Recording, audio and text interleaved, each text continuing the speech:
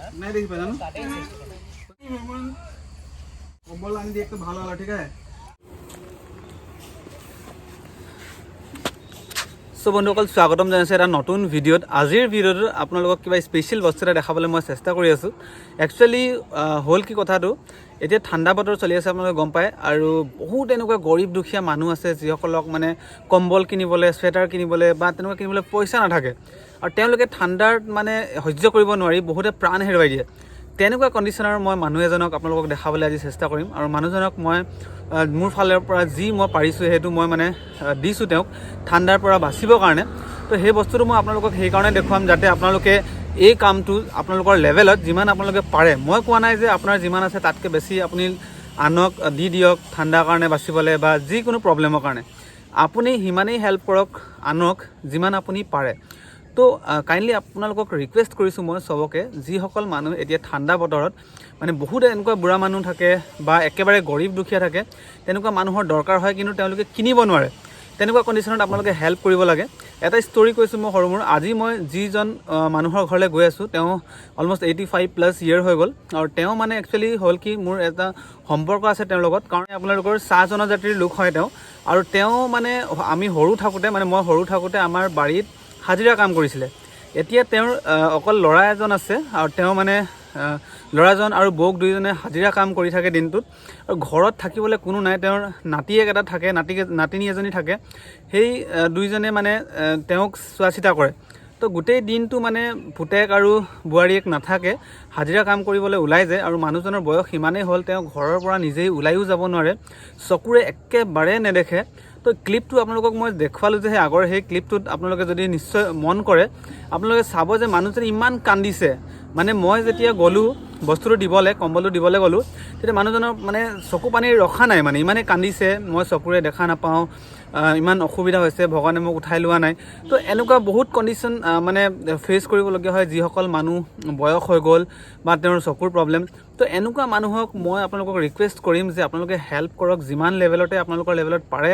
সিমানে হেল্প কৰক বেছি নহ'লে ঠাণ্ডা বতৰত আপোনালোকে এটা কম্বল বা যি হওক চুৱেটাৰ যি আপোনালোকে পাৰে সেই বস্তুখিনি দিব লাগে মানে হেল্প কৰিব লাগে আনক যিসকলে কিনিবলৈ তেওঁলোকৰ লগত টকা নাই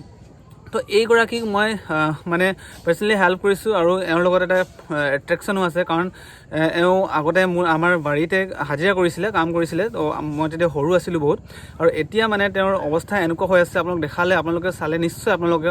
বৰ বেয়া লাগিব সেইটো দৃশ্যটো চাই একচুৱেলি মই তেওঁৰ এই অৱস্থাটোৰ বিষয়ে 2 বা 3 দিনমানৰ আগতে গম পালোঁ আগতে মই গম পোৱা নাছিলোঁ যে তেওঁ এনেকুৱা কণ্ডিশ্যন হৈ আছে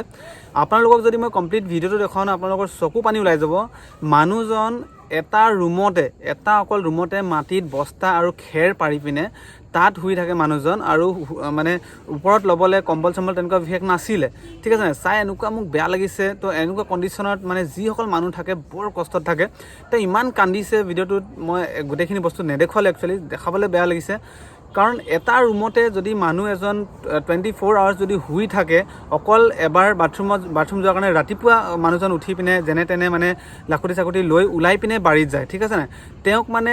তেনেকুৱা কণ্ডিশ্যনটো চাই ইমানেই বেয়া লাগিছে সেইকাৰণে সেই বস্তুটো আপোনালোকৰ লগত শ্বেয়াৰ কৰিছোঁ যাতে আপোনালোকেও এনেকুৱা মানুহ যিসকল হেল্পলেছ মানুহ আছে তেওঁলোকক হেল্প কৰি আগতে ভাল কাম এটা কৰি যায় সো এতিয়া মই আপোনালোকে ক্লিপটো দেখুৱাম গোটেই কমপ্লিট ক্লিপটো মই কেনেকৈ গৈ তাত দিলোঁ এইটো দেখুৱাৰ ৰিজনটো আপোনালোকে তাৰ নেগেটিভ মিনিং নুলিয়াব